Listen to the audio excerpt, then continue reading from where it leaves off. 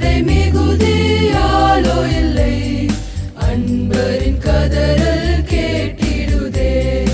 நானிலம் முழுவதும் நான் ஒரு கோடி நாசத்தின் வழியை நாடிடுதே. இயேசுவின் அன்பு என்னையும் நெருக்க எழும்பிடுவோம் நாம் வாலிபரே. அன்புக்குரியவர்களே, ஆண்டவரும் மீட்பருமாய கிறிஸ்துவின் நாமத்தில் உங்களை வாழ்த்துகிறேன். 70 ஆண்டுகள் என்பது சங்கீதம் 90:10 சொல்லுது. மனிதனுடைய ஆயுசு நாட்கள் 70, பிலத்தின் மிகுதியார் 80 என்று வேதாகமம் அழகாக நமக்கு சொல்லிக் கொடுக்குது. கிட்டத்தட்ட ஒரு மனிதனுடைய ஒரு தலைமுறை கடந்து வந்த திருச்சபை. இந்த திருச்சபை மிகவும் உருவானவர் சொன்ன பிரகாரமாய் நான் உங்களோடு ரெவரன் ஃப்ரீடி பாஸ்கரன் இருக்கவும் சரி, ரெவரன் மார்ட்டின் பிலிப்பையா இருக்கிறவும் சரி, ஒவ்வொரு வருடமும் கிறிஸ்மஸ் மற்றும் புத்தாண்டு காலங்களில் உங்களோடு ஆண்டவருடைய வார்த்தை கொடுப்பதற்கு ஆண்டவர் கிருபை செய்திருக்கிறார். அதோட பெரிய லக்கு என்னென்னா, 2017 தான் எனக்கு ப்ரெஸ்பைட்டருங்கிற ஆர்டினேஷன் திருநெல்வேலி திருமண்டலத்தில் டிசம்பர் 21 கிடச்சிது. அதனால் தொடர்ச்சி அந்த கிறிஸ்மஸ் காலங்களிலிருந்து உங்களோடு எனக்கு ஒரு திருச்சபை, காலையில் 4 மணிக்கு ஒரு திருச்சபை, 7 மணிக்கு அடுத்த திருச்சபை கொருக்குப்பேட்டை, அடுத்த திருச்சபை 1-2. அதனால் எனக்கு 2017 டிசம்பர் 21 எனக்கு ப்ரெஸ்பைட்டர் ஆர்டினேஷன் கிடைச்சதை நான் மறக்க முடியாத ஒரு சூழ்நிலை. அது ரொம்ப சட்ட சிக்கல் பத்தில் எனக்கு கப்பேரர் கொடுக்கணும், ஒரு ஐயர் தான் கொடுக்கணும். எம் கருணாகரன் நாயர் அப்போ கப்பேரர் எனக்கு ஒழுங்கு பண்ணாங்க பேராயத்தின் மூலமாக, சென்னை பேராயத்தின் மூலமாக.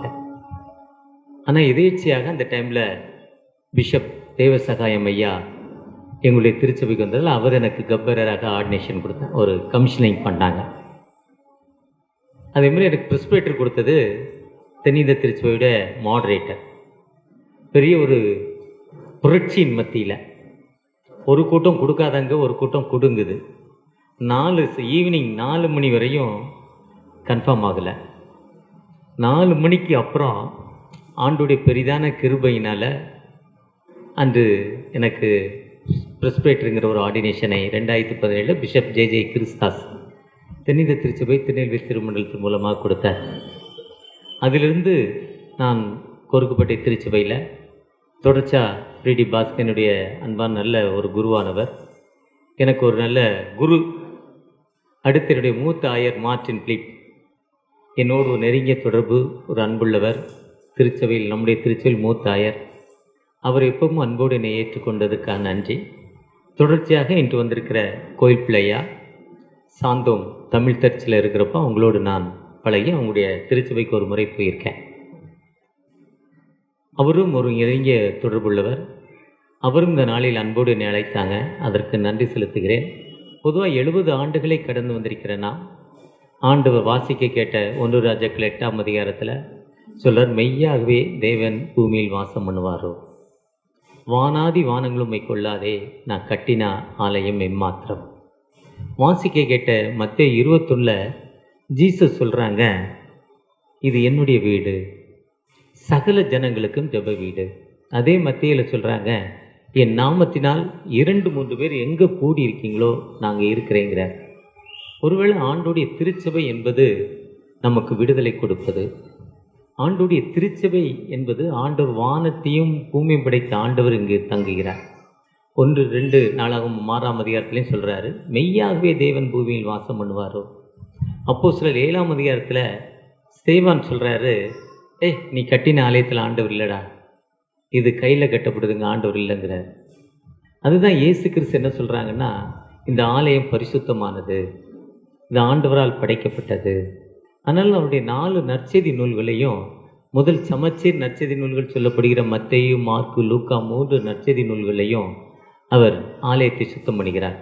தன்னுடைய வெற்றியின் பவனியை முடித்து, ஓசனா பண்டிகை தான் வெற்றியின் பவனி. 33 ஆண்டுகள் உலகத்தில் வாழ்ந்தோடைய வெற்றியின் பவனி. அந்த வெற்றியின் பவனியை முடித்து நேரே தேவாலயத்துக்குள் என்றாகிறாரு. அங்கே சுத்தம் பண்ணுறார். அந்த சுத்தம் என்பது அவன், அதாவது இன்னைக்கு நிறைய பெண்டிகாஸ் திருச்சபை சொல்லுவாங்க, திருச்சபையில் ஆசீர்வாதத்தை ஏலம் விடுறாங்க, இவங்கள தான் ஆண்டவர் அடித்து விரட்டினாரு. இல்லை இல்லை இல்லை, ஆண்டவர் அன்னைக்கு வந்து எருசலேமுக்குள்ளே போன அன்னைக்கு ட்ரோல், எல்லாம் ஹைவே, 4 வே 6 வே, எங்கே பார்த்தாலும் டோல். ஒரு 40 கிலோமீட்டருக்கு ஒருக்கா ஒரு 150 ரூபா. அதேமாரி உலகத்தில் இருக்க அந்த யூதர்கள், இஸ்ரேல் மக்கள் எருசலேம் தேவாலயத்திற்குள் கடந்து வர வேண்டும். வருஷத்தில் ஒரு முறை முகமதிய நண்பர்கள் வாழ்க்கையில் ஒரு முறை கடந்து போக வேண்டும். அந்த புனித பயணம் வாழ்க்கையில் போகிறப்போ அவங்க அந்த உலக பிரகாரமாக எல்லாம் செட்ரேட் பண்ணிவிட்டு உலகத்தில் உள்ள அனைத்து காரியங்களையும் அவங்க சரி பண்ணிட்டு தான் அந்த புனித பயணம் போவாங்க. அங்கே போய் மறிக்கிறது ஒரு புனிதமானது. கடந்த வாரத்தில் அங்கே நிறைய கூட்டம், அனல் காத்தினால் நிறைய பேர் மறிச்சிட்டதா சொல்கிறாங்க. ஆனால் அவங்க அதை புனிதமாய் எண்ணுகிறார்கள். அது வாழ்க்கையில் ஒரு முறை போனால் அவங்க ஹஜ்ஜி பயணம் என்பது, அவங்க ஹஜ்ஜி என்கிறது அவங்களுக்கு ஒரு பட்டம். ஆனால் இஸ்ரேல் மக்களும் யூத மக்களும் வருஷத்தில் ஒரு முறை எருசலேம் தேவாலயம் பண்ணோம். அன்னைக்கு ரோம பேரரசு ஆண்டு கொண்டிருந்தது. அந்த ரோம பேரரசுடைய தனி குவாலிட்டி என்னென்னா டோல். எங்கே ஒரு என்ட்ரு பண்ணாலும் காசு கொடுக்கணும். ஒரு ஊருக்குள்ளே வர்றதுக்கு ஒரு என்ட்ரு, இந்த கொடைக்கானல் போனீங்கன்னா அங்கே ஒரு டோல் இருக்கும். குற்றாலம் போனால் குற்றாலம் போகிறதுக்கு ஒரு டோல் இருக்கும். ஒவ்வொரு கிராமத்தில் போய் பிஸ்னஸ் பண்ணுறதுக்கு அந்த ஊரில் ஒவ்வொரு டோல், அந்த பஞ்சாயத்து வந்து டோல் கேட்கும், எங்களுக்கு வரி கொடுன்னு. இதே மாதிரி அந்த வரி போகிறவன் எல்லா வரியும் கொடுத்துட்டு கடைசியாக அவன் ஆலயத்துக்குள்ளே போகிறான். அப்போ அவன்கிட்ட காசு ரொம்ப கம்மியாக இருக்குது.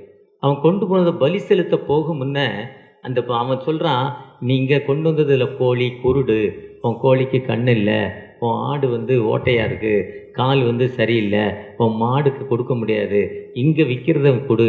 ஏன்னா ஆண்டவர் குருடை கேட்கல, குருடும் நொண்டியும் கேட்கல, அது எனக்கு கேட்கலன்னு சொல்லி என்ன பண்ணுறாரு, அவன் கொண்டு வந்ததை பலியிட விடாமல் அவன் என்ன பண்ணுறான், இங்கே இருக்க மக்களை கேட்குறான். அங்கே சண்டை வருது. இன்றைக்கி திருநெல்வேலியிலேருந்து ஒரு அருமையான ஒரு சகோதரர், யாருன்னே தெரியாது, கோர்ட்டில் வேலை பார்த்தாராம். அவர் 2 நாட்களாக எனக்கு ஃபோன் பண்ணி, ஒரு மனிதரை ஒரு திருச்சபையுடைய தலைவர் சஸ்பெண்ட் பண்ணிட்டாரு, திருச்சபைனா அவங்களுடைய பாரம்பரியத்தில் உள்ள திருச்சபை, சஸ்பெண்ட் பண்ணிட்டாரு, நீங்கள் அவர்கிட்ட பேசுங்கன்னு நம்பர் கொடுத்தாரு. எனக்கு ஃபோன் பண்ணவர் யாருன்னு தெரியாது, நான் ஃபோன் பண்ண போகிற ஆளும் யாருன்னு தெரியாது, நான் முடியாதுங்க என்ன. ஆனால் அவர் ஃபோன் பண்ணிக்கிட்டே இருந்தார். நீங்கள் சொன்னீங்கன்னா அவர் கேட்பார், ஐயா நீங்கள் சொல்லுங்கள், நான் இன்னாருன்னு அவர் சொல்லி எனக்கு சொல்லிக்கொண்டே இருந்தார். அவருடைய அன்பு நிமித்தம் எனக்கு அந்த தெரியாத நபரோடு பேசினேன். தெரியாத நபரோடு பேசுகிறப்போ அவர் வந்து உங்களை எனக்கு தெரியும் அண்ணாச்சின்னு சொன்னார். அப்போ என்ன பிரச்சனைன்னு கேட்குறப்போ அவர் சொன்னார், எங்களுடைய குல தெய்வத்துக்கு நாங்கள் வருவதற்கு நாங்கள் ஃபீஸ் கேட்கல, இவன் வந்து ஒவ்வொன்றுக்கும் ஃபீஸ் வாங்கிட்டான், ஒவ்வொன்றும் 50 ரூபாய்க்கு 500 ரூபா வாங்கிட்டான், 500 ரூபாய்க்கு 50 ரூபா வாங்கிட்டான், கடைசியாக வந்து நிற்கிறான். அப்போ அவன்கிட்ட 500 ரூபா கொடுத்தா தான் முடியுங்கிறான். இல்லைடா, கொண்டு வந்த காசெல்லாம் செலவு பண்ணிட்டப்போ வந்தவன் ஏழை, இந்த கடவுள் ஒரு அற்புதம் பண்ணார், அந்த அற்புதத்துக்கு நன்றி செலுத்த வந்தால் நான் கொண்டு வந்ததெல்லாம் டோலாக கொடுத்துட்டேன்பா, நீங்கள் வாங்கி இப்போ இல்லைன்னு அங்கே இன்னொருத்தட்ட ஒரு 500 ரூபா கொடு, உனக்கு ஃபோன்பே அனுப்புகிறேன்னு 500 ரூபா கடன் கைமாற்ற வாங்கி செலவு பண்ணிவிட்டு போகிறப்போ அந்த ஆஃபீஸில் போய் ரிப்போர்ட் பண்ணி போயிட்டான். அவனுடைய பணம் எல்லாம் செலவானா என்ன ஆகிட்டான், டென்ஷன் ஆகிட்டான். 500 ரூபா உயிரை கொடுத்த கடவுளுக்கு இதை கொடுக்க போகிறான், இதுக்கு ஒரு அமௌண்ட் வாங்கிட்டான்.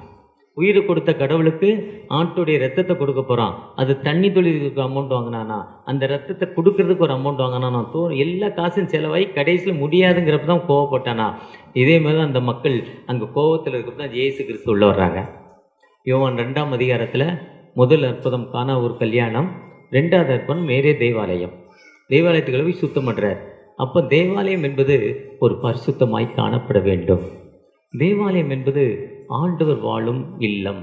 இந்த ஆண்டவர் வாழும் இல்லத்தில் இன்னைக்கு எப்படிப்பட்ட நிலைமையில் மெயின்லைன் திருச்சபையிலும் பெண்டிகாஸ் திருச்சபையிலும் ஒரு தனிநபர் திருச்சியில் இன்னைக்கு எப்படிப்பட்ட நிலைமையில் காணப்படுது. இயேசு கிறிஸ்து இருக்கப்போ சர்ச்சஸ் இல்லை, சர்ச்சஸே இல்லை. இயேசு கிறிஸ்து இருக்கும் சர்ச் இல்லை, அவர் தான் சர்ச்சை. ஆனால் அவருக்கு அப்புறம் அவர் உயிரோடு எழுந்த பிறகு பரிசுத்தாவின் வல்லமை வந்த பொழுது அங்கே பேதுரடிகளும் யோவான் அடிகளும் ஆலயத்துக்குள்ளே போகிறாங்க. போகிறப்ப அங்கே ஒரு முடியாத ஒரு மனிதன், ஐயா அவங்ககிட்ட ஏதாவது ஒரு ஹெல்ப்பு கிடைக்குமா, நீ எதற்கு துணை கிடைக்குமா, எனக்கு ஒரு பரிதானம் கிடைக்குமா நம்ம எதிர்பார்க்குறான். எதிர்பார்க்குறப்போ பேதுரு யோவான் அடிகளும் என்கிட்ட பணமும் காசும் இல்லைப்பா, இயேசுவின் நாமம் என்கிட்ட இருக்கு, இந்த நேம் ஆஃப் த ஜீசஸ் என்கிட்ட இருக்கு. கிட்டத்தட்ட 40 வருடங்கள் முடவனாய் இருந்த அந்த மனிதன் அப்போஸ்தலர் 4:22 40 வருடம், அவனுக்கு கிட்டத்தட்ட 40 வயதுன்னு சொல்றாங்க. பிறந்ததிலிருந்தே நடக்காத அந்த மனிதனை எழுப்பி அவனுக்கு வாழ்வு கொடுக்குறாங்க, நடக்க செய்கிறாங்க. அப்போ தான் திருச்சபை கூடுதல் வருது. தூயாமுடைய மகிமை வந்தவர்கள் தான் திருச்சபை கூடுதல் வருது. அந்த திருச்சபையில் என்ன இருக்குன்னா, இயேசுவின் பெயர் சொல்லப்பட வேண்டும். அப்போவே யோவானுக்கும் பேதுருடிகளுக்கும் பவுலடிகளுக்கும் பிரச்சனை வந்துருச்சு. என்ன பிரச்சனைனா, அவர் சொல்கிறாரு, பவுலடிகளை தெரிந்து கொள்கிறப்போ, நீ இஸ்ரவேலுக்கும் புறஜாதிக்கும் ராஜாக்களுக்கும் சுவிசேஷத்தை அறிவிப்பதற்காக தெரிந்து கொண்ட பாத்திரம், ஐ செலக்டட் இன்ஸ்ட்ருமெண்ட்டுங்கிறார், உன்னை தெரிந்து கொண்டேங்கிறாரு, எல்லா மக்களுக்கும் சொல்லப்படும்ங்கிறாரு. யோவான் சொல்கிறாரு, இல்லை விருத்த சேதனம் இல்லாமல் நீ காஸ்பல் சொல்லக்கூடாது. அப்போவே ஒரு பிரச்சனை, ஆதி கிறிஸ்துவ மத்தியிலே பிரச்சனை. அந்த இயேசு கிறிஸ்துவனுடைய கட்டளைகளையும் போதனைகளையும் அதன் மூலம் மக்களுக்கு விடுதலை கொடுப்பதற்காக ஆரம்பிக்கப்பட்டதுதான் திருச்சபை. அந்த திருச்சபையில் தொடர்ச்சியாக என்ன நடந்ததுன்னா, அந்த கட்டளைகள் சொல்வதில் போட்டி வந்து பிரிவினைகள், நிறைய பிரிவினை. வேதத்தை விற்க ஆரம்பிச்சிட்டான். 1300 நல்ல 500 ஒரு ஆர்சி ஃபாதர் பேதுருடிகளுக்கு பசிபியில் அந்த கல்லறை கட்டுவதற்கு முயற்சி பண்ணாராம். 450 கிலோமீட்டர் தூரத்துக்கு அதை டெக்கரேட் பண்ணாராம். நிறைய பணம் தேவைப்பட்டுச்சான். அந்த நிறைய பணம் தேவைப்பட்டதால் என்ன பண்ணுறா, பாவ மன்னிப்பு சீட்டை வைக்கிறார் சர்ச்சில். நீங்கள் எவருடைய பாவங்களை மன்னிக்கலோ அவர்களுடைய பாவங்களை மன்னிப்பேன் வேதம் சொல்லுது, யோவான் 20:23. அதே நேரத்தில் அது காசு வாங்கிட்டு விற்க சொல்லலை அவர். அப்போ தான் பிரச்சனை வருது. அப்போ தான் மார்ட்டின் லூதர் எழும்புறார், பாவ மன்னிப்பு நீ விற்க முடியாது, அது மன்னிக்கலாம், ஆனால் நீ சீட்டு விற்க முடியாது, அதனால் காசு வாங்கக்கூடாதுன்னு அவருக்கு ஒரு புரட்சி ஏற்படுது. அப்படி பிரிஞ்சுதான் ஆர்சி திருச்சபையிலேருந்து புரோட்டஸ்டன்ட் திருச்சபை. 1904 தூயானுடைய திருச்சபை அமெரிக்காவில் எழுந்ததான் ஏஜி திருச்சபை. அந்த பரிசுத்தாவின் வல்லமை நிரம்பல, மெயின்லைன் திருச்சபையெல்லாம் பரிசுத்தாவின் வல்லமல்னு ஏஜி திருச்சபை திறம்புது. இப்போ நிறைய திருச்சபைகள் என்ன ஆகுது, அப்படிப்பட்ட நிலைமைகள் வருது. கடந்த நாளில் ஒரு குருவானவர் ஒரு கிராமத்தில் இருந்தால் நல்ல வேலை செஞ்சார். அந்த குருவானவர் ஒரு கேட்டிகிஸ்டை பிடிக்கலன்னு தூக்குனார். உடனே அவர் தனியாக போய் சர்ச்சை ஆரம்பித்தார். இந்த மக்களில் 70-80 விழுக்காடு மக்கள் அங்கே போயிட்டாங்க. ஏன்னா நல்லா பாடுறாரு, அந்த அவர் மியூசிக் அடிக்கிற மாதிரி ஆடுறாரு, டான்ஸ் வருது. அந்த அடி 6-8 அடித்தாலே என்ன வந்துடும், டான்ஸ் வந்துடும். அப்போ திருச்சபை என்பது நீங்களே அந்த ஆலயம். பவுலடிகள் சொல்கிறப்போ நீங்கள் தான் அந்த ஆலயம். அதுதான் சாலமோன் சொல்கிறப்போ, கைகளால் செய்யப்பட்ட ஆலயத்தில் ஆண்டவர் இல்லை, நீங்கள் தான் அந்த ஆலயம். 70 ஆண்டுகள் கடந்து வந்த திருச்சபையில் கிட்டத்தட்ட 2017 செப்டம்பர் மாதம் நாம் இந்த புது சர்ச்சை டெடிகேட் பண்ணியிருக்கோம். முந்தைய பிஷப் அருமையான ஐயா சாசிபன் அவருடைய திருக்கரங்களால் நாம் இறைவி படைப்பு செய்தோம். அந்த உங்களுடைய கிட்டத்தட்ட உங்களுக்கு அந்த வருஷங்களை எண்ணி பாருங்கள், எவ்வளோ ஆண்டுகள் நீங்கள் கட்ட முடியாமல். இந்த திருச்சபை எப்படியாவது நாங்கள் கெட்டப்பட வேண்டும். இந்த திருச்சபை நான் அதுக்கு முன்னால் 1 தடவை 2 தடவை வந்திருக்கிறேன். இந்த ஒரே நீளம்தான், ஒரு 25-30 பேர் தான் இருக்கலாம். முன்னால் வாசல், ஒருத்தர் மேலே ஒருத்தர் உட்கார்ந்துருக்கிற மாதிரி இருக்கும். ஆனால் உங்களுடைய நீண்ட ஜெபம், உங்களுடைய அர்ப்பணிப்பு, ஆண்டவர் இந்த திருச்சபையை உங்களுக்கு தந்திருக்கிறார். இந்த திருச்சபை தந்த ஆண்டவருக்கு நீங்கள் எப்பவும் ஒரு நன்றியுள்ள மக்களாய் காணப்பட வேண்டும். அருமையான டேவிட் ஐயா காலையில் பேசினார். தம்பி இன்னைக்கு சாப்பாடு இருக்கான்னு கேட்டேன். சிக்கன் பிரியாணி இருக்குன்னாரு. எத்தனை பேருக்குன்னு கேட்டேன். நான் சொன்னேன், ஊருக்கே சாப்பாடு கொடு, பார்சல் பண்ணி கொடுக்காத, தெருவில் இலை போடு. ஒன்றுமே இல்லாதவங்க 1 வாரம் சோறு போடுறான், நீ ஏன் 1 நாள் முழுசாக சோறு போடக்கூடாது? நம்மளை பார்த்து அவங்க கற்றுக்கிட்டாங்க சாப்பாடு போடவே, நம்ம ஏன் கொடுக்கக்கூடாது? அதுதான் ராணி சைர்வால் சொன்னார், திருச்சபை என்ன செய்யணும்னா இல்லாதவர்களுக்கு உணவு கொடுக்கணும். உங்களை நான் திக்கற்றவர்களாகிவிடேன். இந்த தூத்துக்குடி நாசிரை திருமண்டலத்துக்கு போனீங்கன்னா அசன பண்டிகை கூப்பிடுவாங்க.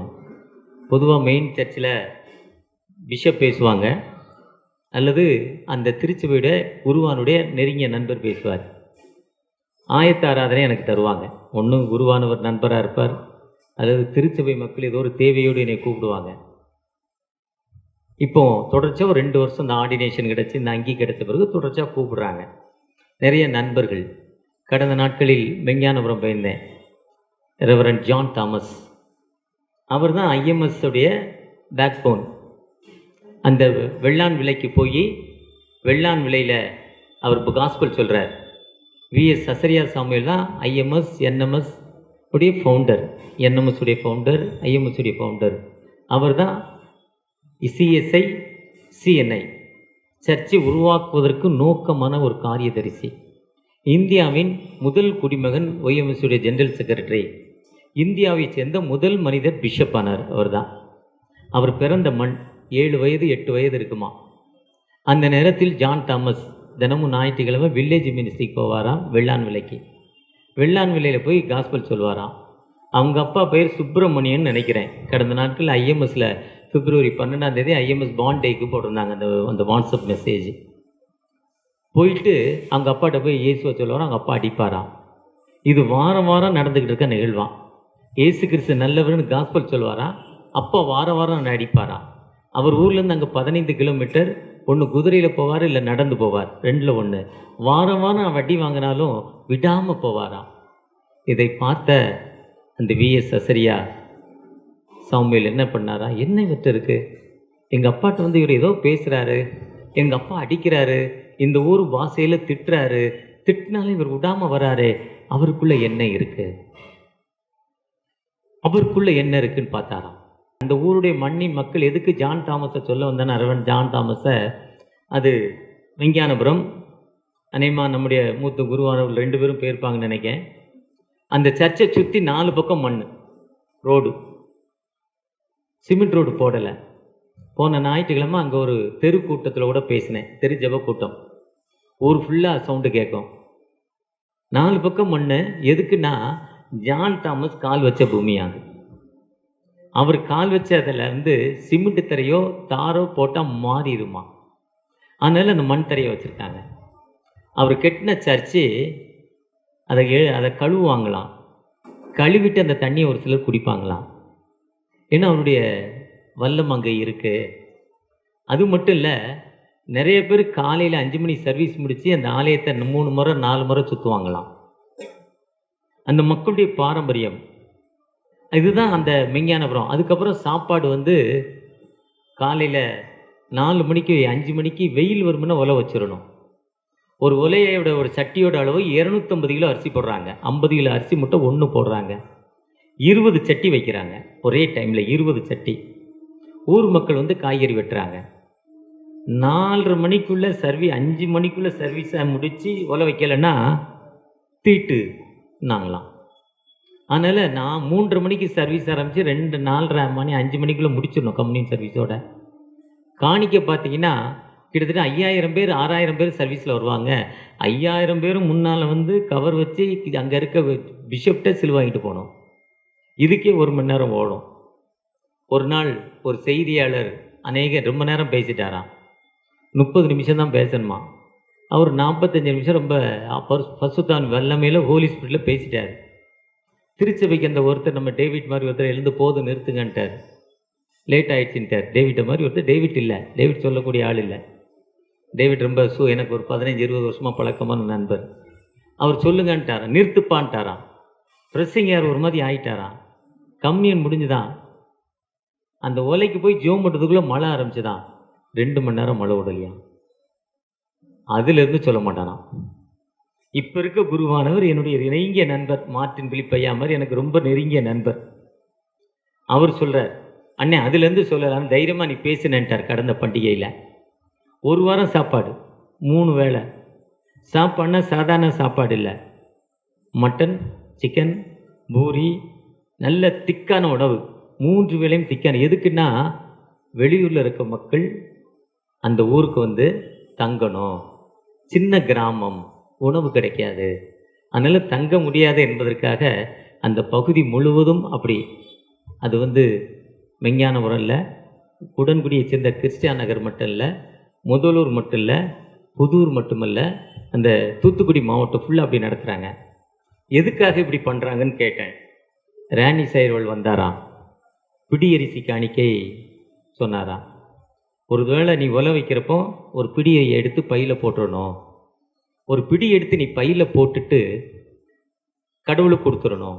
சர்ச்சுடைய கேட்டிகிஸ்ட் வந்து என்ன பண்ணணும், சனிக்கிழமை வாங்கிட்டு போயிடுவார். ஒரு சிலர் 60 ரூபா அரிசி கொடுக்கும், ஒரு சிலர் ரேஷன் அரிசியாக இருக்கும். கவலை இல்லை, எந்த அரிசியாக பொதுவாக அன்னைக்கு வந்து ரேஷனில் வாங்க மாட்டாங்க, கடையில் வாங்க மாட்டாங்க. நிலத்தில் விளைந்த நெல் தங்கள் ஒரு வருஷத்துக்கு தேவையான உணவை வைத்து தான் அந்த நெல்லை வச்சுட்டா மிச்சம் தான் விற்பாங்க. அந்த வருஷத்தில் அவங்க கல்யாணம் வருதுன்னா கல்யாணத்துக்கு நீ சேர்த்து நெல்லை வச்சுக்குவாங்க. அதை அரிசியாக்கி விலைக்கு அவங்க முன்னால் வாங்குறதில்ல. இப்போ அப்படி இல்லை, தோட்டத்தில் எடுத்தோம் கவுத்தோம், கையில் காசு வாயில் தோசை, அங்கேனே முடிச்சுட்டு வந்துடுறாங்க வேலையை. வீட்டுக்கு இதெல்லாம் தூக்கி சமைக்கிறது இல்லை, அங்கே செக்கு. அந்த பிடி அரிசியை காணிக்க கொண்டாந்து வச்சு ஒவ்வொரு வாரம் வாங்குவாங்களாம். அந்த வருஷத்தில் ஒரு முறை ஒரு நாளைக்கு பொங்குவாங்களாம். அந்த பகுதி கிட்டத்தட்ட 100 கிலோமீட்டர் இருக்க அந்த ஏழைகள் வந்து சாப்பிடுவாங்களாம். இன்றைக்கி மெஞ்ஞானபுரம் சாப்பாடு, நாளைக்கு உடன்குடி சாப்பாடு, நாளைக்கு புதூர் சாப்பாடு, நாளைக்கு விஎன் சத்திரம் சாப்பாடு, இன்னும் அந்த ஏழைகளுக்கு 365 நாளும் உணவு கிடைக்குமா. அதுக்கு தான் ஏசு கிறிஸ்து சொன்னார், நீங்கள் விற்கிறதால ஒன்றும் இல்லைப்பா, இந்த வர்றதால ஒன்றும் இல்லை, இது வந்து நீங்கள் இது ஆண்டோடைய இல்லம், ஏழைகளும் சப்பானிகளும் ஊனரும் வாழ்கிற இடம். மத்தேயு 21 அவளை அடித்து விரட்டி முடியாத மக்களை அழைத்து அவங்களுக்கு காஸ்பல் சொல்கிறார், அவங்கள சுகமாக்குறார். அந்த ஆலயத்துக்குள்ள அந்த மக்களை எல்லாம் சுகமாக்கிறார். அழகாக இன்னைக்கு வாசிக்க கேட்டேன். மத்தேயு 21 சொல்கிறாரு, அதில் சாலமோன் சொல்கிறப்போ, என் தகப்பனாகிய தாவீது ஒன்றுமே இல்லாமல் இருந்தாங்க, ஒன்றுமே இல்லாமல் இருந்து அவனுக்கு வாழ்வு கொடுத்தார். அந்த வாழ்வு கொடுத்த ஆண்டவர்கிட்ட நீங்கள் நானும் அர்ப்பணிப்போடு வர்றப்போ அந்த ஆண்டவர் ஒரு விடுதலை கொடுக்கும் ஆண்டவர், அந்த ஆண்டவர் நம்மை உயர்த்தும் ஆண்டவர், அந்த ஆண்டவர் நம்ம எல்லா நிலையிலும் நமக்கு வாழ்வு கொடுக்க ஒரு ஜீவுள்ள ஆண்டவர். அந்த ஆண்டவற்றுக்கு வந்திருக்கிற நீங்கள் நானும் உண்மையாகவே இன்னைக்கு ஒரு அற்புதத்தை பெற்றுக்கொண்ட மக்களாய், இன்னைக்கு உண்மையாகவே ஆண்டுடைய அநாதி சிநேகத்தை பெற்றுக்கொண்ட மக்களாய் ஆண்டவர் நிச்சயமாகவே நமக்கு ஒரு விடுதலை கொடுக்கும் தகப்பனாய் காணப்படுகிறார். 70வது நினைப்புடுதலாக தாவீது பாடின சங்கீதம், நினைப்புடுதலாக பாடி ராகத்தலைவனுக்கு ஒப்புவிக்கப்பட்ட தாவீதின் சங்கீதம். அவர் சொல்றாரு, முதல் சங்கீதம், தேவனே என்னை விடுவியும். முதல் வார்த்தை, கர்த்தாவே எனக்கு சகாயம் செய்ய தீவிரியம். என்னை விடுவிங்க, எனக்கு சகாயம் பண்ணுங்க, எனக்கு ஹெல்ப் பண்ணுங்க. நான் ஒரு கட்டுக்கள் மத்தியில் வேதனையில் மத்தியில் இருக்கிறேன், எனக்கு ஒரு விடுதலை கொடுங்க. 5வது கடைசி வசனத்தில் சொல்றாரு, நானோ சிறுமையும் எளிமையுமானவன், தேவனே என்னிடத்தில் தீவிரமாய் வாங்க. நானோ சிறுமையே என்று சொல்றார், நீடி அண்ட் புவர் என்று சொல்றார். நான் சிறுமையானவன், எளிமையானவன், நீங்க என்னிடத்தில் வாங்க, நீரே எனக்கு துணையும் என்னை விடுவிக்கிறமானவர், கர்த்தாவே தாமதியாயதே. நீங்க லேட்டா வராதீங்க, குயிக்கா வாங்க, சீக்கிரம் வாங்க. நான் ஒரு கட்டுக்கள் மத்தியில், வேதனையின் மத்தியில், துன்பத்தின் மத்தியில் இருக்கிறேன். பொதுவாக மனிதனுடைய வாழ்க்கை எப்படி இருக்குன்னா, ஒரு மனிதன் ஒரு போட்டில் போய்கிட்டு இருந்தார். அந்த போட்டு பவுல் போன போட்டு மாதிரி உடஞ்சிட்டு 3 முறை போட்டு முடிஞ்சு ஒரு நாள் இரவு பகலாக தண்ணிக்குள்ளே இருந்தேன்னு 2 கொரிந்தியர் 11ஆம் அதிகாரத்தில் சொல்கிறார். 3 முறை கப்பர் சேதத்தில் அகப்பட்டேன், ராப்பகல் முழுவதும் ஒரு நாள் நீருக்குள்ளே இருந்தேன். அதே மாதிரி அந்த போட்டில் போன அந்த ஒரு மனிதர், அந்த போட்டு உடஞ்ச உடனே அந்த போட்டில் போன உடைந்த ஒரு கம்பை பிடிச்சிக்கிட்டாரு, அதை மேலே படுத்துக்கிட்டா அந்த அலையை அப்படியே தள்ளிட்டு போய் கரையில் போய் ஒதுங்கினார். அது ஒரு தீவு. தீவு என்பது 4 பக்கம் தண்ணி, நடுவில் நிலைப்பரப்பு தான் தீவு, அனைவருக்கும் தெரியும். அங்கே என்ன பியூட்டினா, மனுஷனே இல்லை, நிறைய மரங்கள், பழ மரங்கள், கொய்யா, சீதா, சப்போட்டா, நிறைய பழ மரங்கள். உணவுக்கு பஞ்சம் இல்லை. எப்படி போகிறதுன்னு தெரியல. அவர் என்ன பண்ணார், கொஞ்சம் காலை நேரத்தில் போய் சேர்ந்தார், எல்லாம் சாப்பிட்டாரு, பசி முடிஞ்சிட்டு, தேவைகள் முடிஞ்சிட்டு. இப்போ எங்கே தங்கிறது, வெயில் கூடிட்டு, வெயில் கூடனோடனே அங்கே இருக்க அந்த மரத்து குச்சிகளை எடுத்து, அந்த ஓலைகளை எடுத்து, இலைகளை எடுத்து, அது ஒரு ஷெட்டு அமைச்சு அதுக்குள்ளே ராத்திரி தங்கிக்கிட்டார். குளூரில் போட்டிருந்த ட்ரெஸ்ஸு வேறு ஒன்றுமே இல்லை, அதில் அவர் தங்கிட்டார். அந்த ராத்திரி போயிடுச்சு. 2-3 நாட்கள் கடந்து போயிடுச்சு. பக்கத்தில் இருக்க பழங்கள் எல்லாம் காலியாகிடுச்சு. கொஞ்சம் தூரம் கடந்து போனார். கொஞ்சம் தூரம் கடந்து போய் அந்த பழங்களை எல்லாம் எடுத்து சாப்பிட்டார். அங்கிருந்து தன்னுடைய குடிசைக்கு திரும்பி கொண்டிருக்கிறார்.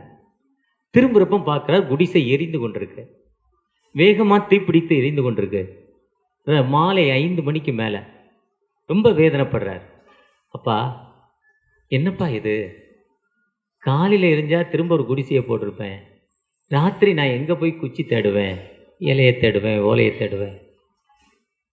கப்பலில் வந்தேன், அடிச்சிங்க, இந்த தீவில் கொண்டாந்து விட்டீங்க, எனக்கு உணவு கிடச்சிது. சரி இங்கே வாழலான்னு முடிவு பண்ணி நான் ஒரு குடிசையை போட்டேன், அந்த குடிசையும் எரித்து விட்டது. எப்படிப்பா அது நியாயம், என்ன நியாயம்? இன்னும் ஆண்டவர்கிட்ட பேசிக்கொண்டே வந்தாரா, ஆண்டவர்கிட்ட கேட்டுக்கொண்டு வந்தேன், இது என்ன நியாயம், நீங்கள் எப்படி பண்ணலாம் இது? ஆண்டவர்கிட்ட பேசிக்கொண்டே வர்றப்போ அந்த புகை வேகமாக போகுது. குடிசை பக்கத்தில் வந்து கண்ணீர் விடுறார். அந்த கண்ணீர் விட்டு அழுகிறப்போ ஒரு கூட்டம் வருது, ஒரு மக்கள் கூட்டம், மனிதர்கள். அவரை தூக்குறாங்க, தண்ணிக்குள்ளே நிற்கிற போட்டில் கொண்டு போடுறாங்க, போட்டை தள்ளிக்கிட்டு போயிடுறாங்க. மீண்டும் அந்த போட்டு போய்கிட்டு இருக்கு. அவர் கேட்குறாரு, யாருப்பா நீங்கள், என்னடா இது, போட்டில் வந்தேன், உடஞ்சிது, உணவு கிடச்சிது, குடிசை போட்டேன், குடிசையும் எரிஞ்சு போச்சு, என்ன செய்யணும் தெரியாம நீங்கள் நீ தூக்கிட்டு, என்னடா இது நியாயம், என்னப்பா இதுன்னு கேட்குற. புலம்புறார். புலம்பல் 3:22 படி, நான் நிர்மூலமாக கர்த்தருடைய கிருபை காலைதோறும் புதிய. அப்பா அந்த மனிதர்கள் சொல்கிறாங்க, இந்த ஏரியாவில் ஒரு புகை வந்தா யாரோ எங்களை காப்பாற்றுங்கன்னு கூப்பிட்றாங்கன்னு அர்த்தம். இங்கேருந்து நீங்கள் புகையை போட்டீங்க, அந்த புகையை பார்த்தோன்னா நீங்கள் எங்களை காப்பாற்றுதுங்க, நாங்கள் உங்களை காப்பாற்றி கூட்டிகிட்டு போகிறோம் நாங்களாம். ஆண்டோடைய உன்னதமான செயலை பார்த்தீங்களா? ஆண்டவர் எப்போவுமே அவர் நம்ம கைவிடுறதில்லை. ஜோஸ்வாதில் சொல்கிறப்போ, நான் உன்னை விட்டு விலகுவதில்லை, கைவிடுவதில்லை. ஏசாயிட்டு மோசேட்ட சொல்கிறப்போ, என் சமூகம் உனக்கு முன்னால் போய்கிட்டு இருக்கு, நான் உன்னோடு இருக்கிறேன், நான் உன்னை விட்டு விலகுவதில்லை. பவுல்கிட்ட சொல்லப்போ, தைரியமாக பேசு, நான் உன்னோடு இருக்கிறேன், நீ பயப்படாத, நீ தைரியமாக பேசு, நான் உன்னோடு இருக்கிறேன். அந்த ஆண்டவர் எப்பவுமே நம்மளோடு இருக்கும் ஆண்டவர். யோவான் 14:18 சொல்றார், நான் உங்களை திக்கற்றவர்களாக விட்டேன், I will not leave you comfortless, நான் உங்களை திக்கற்றவர்களை விடேன் என்று சொல்கிறார். 115:9 சொல்றார், இஸ்ரவேலே கர்த்தரை நம்பு, அவைகளை நம்புவது விருதாவாய் போனது, அவைகள் நடக்காது, பேசாது, கேட்காது, அவைகளுக்கு ஒன்றுமில்லை. ஆனால் யாக்கோவின் குடும்பத்தாரே, ஆரோன் குடும்பத்தாரே, நீங்கள் கர்த்தரை நம்பு. கர்த்தரை நம்பரில் இருக்கிறார் தெம்புங்கிறாரு. ஒருவேளை ஏசாயா 43:11 சொல்கிறப்போ, நான் கர்த்தர், என்னை எல்லாமல் ரட்சகர் இல்லை, அவர் ஒருத்தர் தான் சேவியர், அவரை நோக்கி பார்த்த முகங்கள் ஒரு கால் வெட்கப்பட்டு போனதில்லை. அவரை நோக்கி பார்க்கிறப்போ, தகப்பனே எனக்கு ஒரு வாழ்வு கொடுங்க, எனக்கு விடுதலை கொடுங்க. நமக்கு வாழ்வை தேடும் ஆண்டவற்றை நோக்கி பார்க்கிறப்போ, அந்த ஆண்டவர் நமக்கு விடுதலை கொடுக்கும் ஒரு ஜீவுள்ள ஆண்டவர். என் நாமத்தினால் எவைகளை கேட்டாலும் அவைகளை தருவேன் சொல்றாரு. கேளுங்கள் தரப்படும், தட்டுங்கள் திறக்கப்படும், கேட்கிறவன் எவனும் பெற்றுக்கொள்கிறான்கிறாரு. நீங்கள் இதுவரை என் நாமத்தினால் ஒன்றும் கேட்கல, நிறைவாய் பெற்றுக்கொள்ளத்தக்கதாக நீங்கள் கேளுங்கள் சொல்றாரு. நம்ம ஆண்டவத்தை கேட்கிறப்போ ஆண்டவர் ஒரு காலம் நம்மை கைவிடுறதில்லை. ஆண்டவர் ஏசாயா 43:15 இவ்வாறு சொல்றார், நானே உங்கள் பரிசுத்தராகிய கர்த்தர். ஒரு பரிசுத்தமான ஆண்டவர், இஸ்ரவேலின் சிருஷ்டிகளும் உங்கள் ராஜாவுமானவர். அந்த ராஜாவை நோக்கி பார்க்கிறப்போ ஒரு முகங்கள் வெட்கப்பட்டு போறதில்லை. do not shame.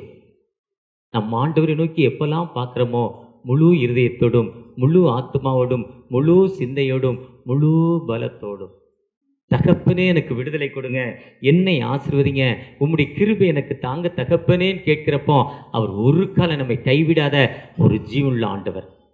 இன்னைக்கு கொரியால பால்யாங்கி ஷோ, பெரிய திருச்சபை, கன்வேரில் தான் காணிக்க வருது. ஒவ்வொரு ஃப்ளோர்லேயும் காணிக்க எடுத்து நீங்கள் இங்கே ஜியான் திருச்சபைக்கு போகிறீங்கன்னா இப்படி நின்று பேசுகிற 4 ஃப்ளோர் தெரிகிற மாதிரி கட்டியிருப்பார் சர்ச்சை. அங்கே 7 ஃப்ளோரோ 8 ஃப்ளோரோ, ஒவ்வொரு ஃப்ளோர்லையும் எடுக்க காணிக்க கன்வேரில் வருமா. வந்த காணிக்கை என்ன 6 நாள் 7 நாள் என்றாங்களாம். இன்னைக்கு பெரிய திருச்சபை உலகத்தில் பால்யாங்கி ஷோ திருச்சபை தான். சவுத் கொரியாவில் ஒரு இன்ஜினியர் ஆண்டவர் ஊழியத்துக்கு அனுப்புகிறார். ஆண்டுடைய ஊழியத்துக்காக வர்றார். தன்னுடைய சொத்துக்களெல்லாம் விற்று ஒரு கன்வென்ஷன் கூட்டம் நடத்துகிறார். பெரிய கன்வென்ஷன் கூட்டம் முதல்ல ஆயத்தம் பண்ணுறார். நீ இந்த கூட்டத்தை ஆரம்பிப்பா, செய்யப்பான்னு சொல்கிறார்.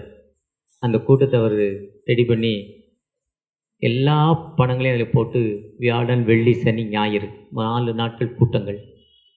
புதன்கிழமை இந்த ஷெட் எல்லாம் ரெடி ஆயிடுச்சு.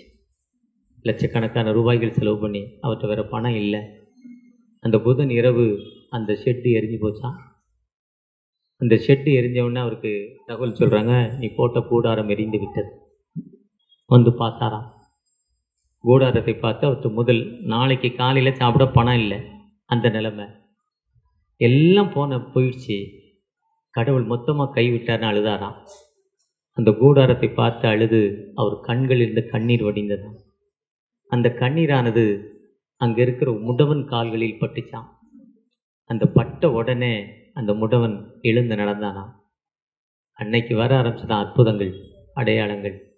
ஒருவேளை ஆண்டவருடைய வல்லமை நம்ம மேலே வர்றப்போ, ஆண்டவரை நோக்கி பார்க்குறப்போ, அந்த வல்லமை தாங்க இன்றைக்கி அவர் உலகத்தில் பெரிய திருச்சபையாக காணப்படுகிறார்.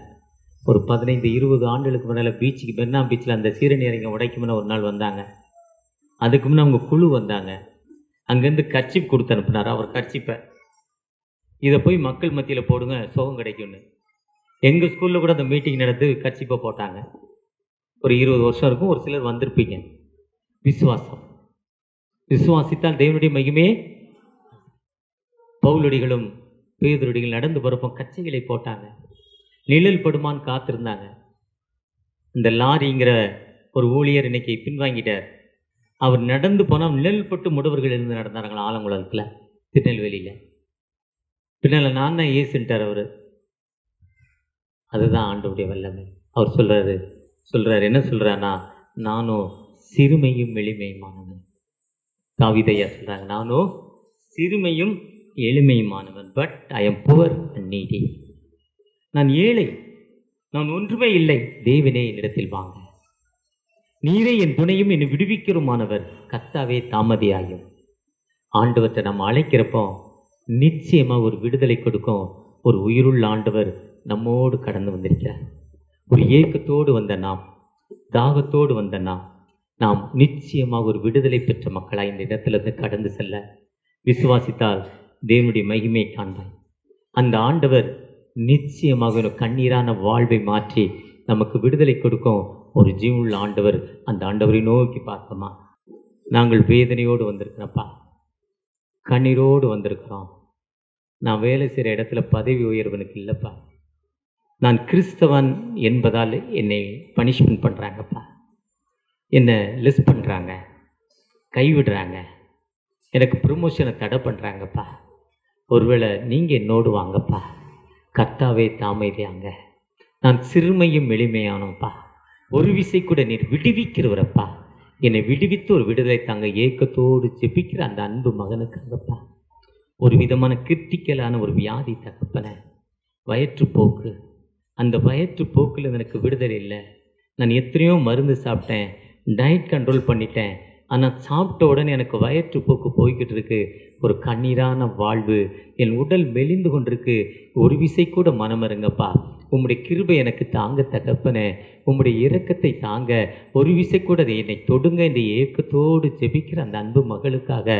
திருமணம் தடைப்பட்டுப்பா, பணம் இல்லைப்பா, பொருள் இல்லை தகப்பனே. திருமணம் தடைப்பட்ட நிலைமையில் நீங்கள் எனக்கு இறங்குங்க. உம்முடைய கிருபை எனக்கு தாங்க தகப்பனே, உம்முடைய இரக்கத்தை எனக்கு தாங்க தகப்பனு ஏக்கத்தோடு ஜெபிக்கிற அந்த அன்பு குடும்பத்திற்காக, தன் மகளுடைய திருமணத்திற்காக தகப்பனே, ஏக்கத்தோடு வயதோ ஆய்க்கிட்டு கொண்டிருக்குப்பா, ஏக்கத்தோடு ஜெபிக்கிற அந்த அன்பு சகோதர சகோதரிகளுக்காக ஒரு விசை கூட மனமருங்கப்பா. உம்மை நோக்கி பார்த்த முகங்கள் வெட்கப்பட்டு போனதில்லைப்பா. இது உம்மை நோக்கி பார்க்குறாங்க. ஒரு விதமான அலைச்சல் தகப்பனே, அந்த அலைச்சல்ல ஒரு ஏக்கத்தோடு அலைகிறேன். எங்கே போனாலும் முட்டுக்கட்டு தகப்பனே. என் வாழ்க்கையே ஃபெயிலியர் என்று நான் நினைக்கிறேன். அப்படிப்பட்ட ஃபெயிலியரோடு இருக்கிற எனக்கு தகப்பனே, பாலியாங்கி சோக்கு ஒரு வெற்றி உள்ள வாழ்க்கையை கொடுத்தீங்க. அந்த வெற்றி உள்ள வாழ்வை எனக்கு தாங்க தகப்பனே. அந்த விக்டரி லைஃப் எனக்கு தாங்கன்னு ஏக்கத்தோடு ஜெபிக்கிற ஒரு அன்பு மகனுக்காக தகப்பனே, ஒரு விசை கூட தகப்பனே. இந்த திருச்சபை திறந்து 7 ஆண்டுகள், இந்த 7 ஆண்டுகள் அநேக அற்புதங்கள் அடையாளங்கள் அடையாளங்கள் நடைபெற்று கொண்டிருக்கு. 70 ஆண்டுகள் உம்முடைய இல்லத்தில் வந்து நாங்கள் துதித்து கொண்டிருக்கோம். அநேக அற்புதங்கள் அடையாளங்கள் பெற்றுக்கொண்டிருக்கிறப்பா. இது தொடர்ச்சியாக இந்த ஆண்டிலும் ஒரு அற்புதத்துக்காக ஒரு தேவைக்காக ஜெபித்துக் கொண்டிருக்கோம். உம்முடைய பிரசன்னம் ஒவ்வொருவரோடு, உம்முடைய வழிநடத்தல் கரம் ஒவ்வொருவரோடு, ஆசீர்வதிக்கிற கரம் ஒவ்வொருவரோடு. ஒருவேளை ஏதோ வந்தோம், நிச்சயமா ஆண்டு விழாக்கு நான் போனோம், முகத்தை காட்டணும் வந்தோம், ஆனா அது இல்ல. நிச்சயமா ஒரு விடுதலையோடு கடந்து போக ஒரு வெற்றியுள்ள வாழ்க்கையை கொடுக்க போற தயவுக்காக கூட நன்றி. உம்முடைய பிரசன்னம் ஒவ்வொருவரோடு இறங்கட்டும், உம்முடைய கிருபை ஒவ்வொருவரோடு இறங்கட்டும். வழி நடத்துங்கப்பா, பாதுகாத்துக் கொள்ளுங்க. மீட்பர் இயேசு மூலம் ஜெபம் கேளும் அன்பின் தகப்பனே, ஆமென். அறுவடை மிகுதி